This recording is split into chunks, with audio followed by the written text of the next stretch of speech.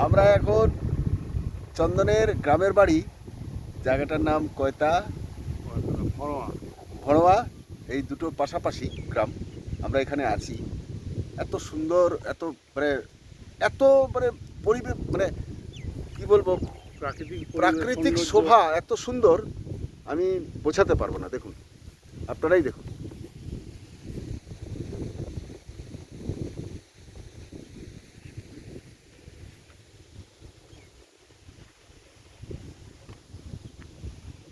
কিন্তু দুর্ভাগ্যবশত এই জায়গাটাই আগামী বর্ষায় পুরো জলে ডুবে থাকবে।